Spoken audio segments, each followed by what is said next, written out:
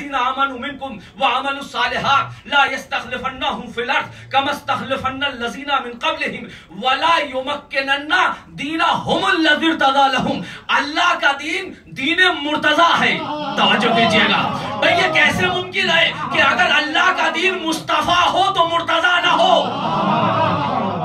تو اللہ کا دین مرتضی ہے یعنی جس سے اللہ راضی ہو گیا ہے، جس کو اللہ نے پسند کر لیا ہے. تو اللہ کا دین حنیف ہے، اللہ کا دین قیم ہے، اللہ کا دین مصطفیٰ ہے، اور اللہ کا دین جو ہے وہ مرتضی ہے. اب قرآن مجید میں ایک جگہ نہیں 3 جگہ ارشاد ہوا. سورہ صف، سورہ والفتح، سورہ صافات. بسم اللہ الرحمن الرحیم. هو الذی ارسل رسولہ بالہدی ودین الحق. دیکھو اللہ کا دین دین حق ہے، جہاں باطل کا کوئی گزر نہیں ہے، جہاں باطل کا کوئی گزر نہیں ہے. تو اللہ کا دین دین حق ہے. تو 5 لفظ ہو گئی نا دین کے حوالے سے. اور سورہ مبارکہ زمر کی دوسری آیت میں ارشاد ہوا بسم اللہ الرحمن الرحیم.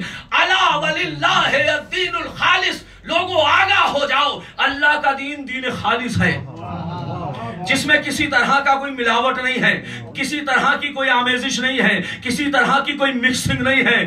یہ دنیا کی چیزیں ہیں کہ جس میں ملاوٹیں ہوتی ہیں، یہ ہمارا دین ہے، اس میں دہشت گردی نہیں آئے گی. توجہ کیجئے گا، یہ پیور دین ہے، یہ خالص دین ہے. تو اب اللہ کا دین دین حنیف ہے، اللہ کا دین دین قیم ہے، اللہ کا دین دین مصطفیٰ ہے، اللہ کا دین دین مرتضی ہے، اللہ کا دین دین حق ہے، اللہ کا دین دین خالص ہے. اب سورہ مبارکہ نحل کی طرف چلیے.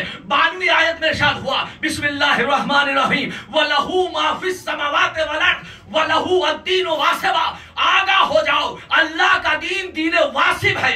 واسب یعنی جو کنٹینیوس ہو، جو چلنے والا ہو، جو مستمر رہنے والا ہو، جو ختم نہ ہو جانے والا ہو. جو کر رہے ہیں تو بھائی عزیزو 7 لفظ اللہ نے اپنے دین کے حوالے سے اپنے دین کے تعارف میں پیش کی ہیں. چلیے میں آخری لفظ اور پیش کر رہا ہوں کہ پروردگار نے، ظاہر ہے یوں تو 17 وہ آیات ہے کہ جہاں پروردگار نے اپنا دین کا تعارف کرایا، لیکن میں کہاں تک آپ کو تعارف دین کے بارے میں بات کروں. لیکن اتنا تو عرض کروں گا کہ ایک آیت وہ پڑھ رہا ہوں جو آپ کے اذہان عالیہ میں موجود ہے. اذا جاء نصر اللہ والفتح ورأیت الناس یدخلون فی دین اللہ.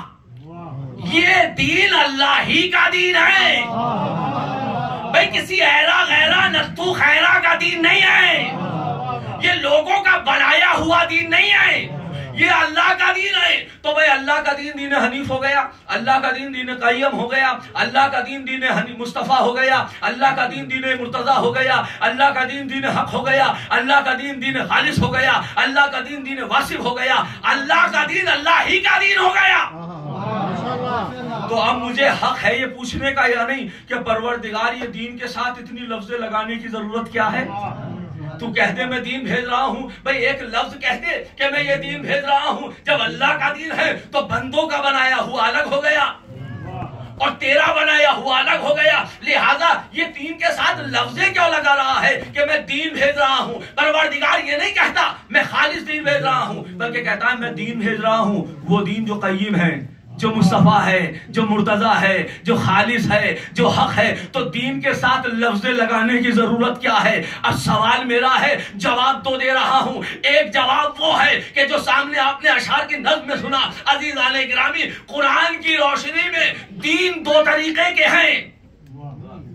قرآن کی روشنی میں دین 2 طریقے کے ہیں کہ کافر بھی اپنا دین رکھتا ہے.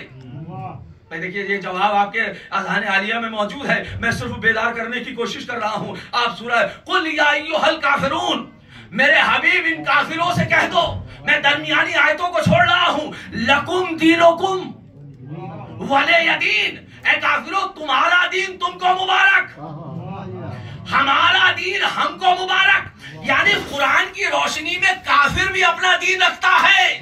تو اب کوئی آئے اور آنے کے بعد کلمہ گوئی کا اعلان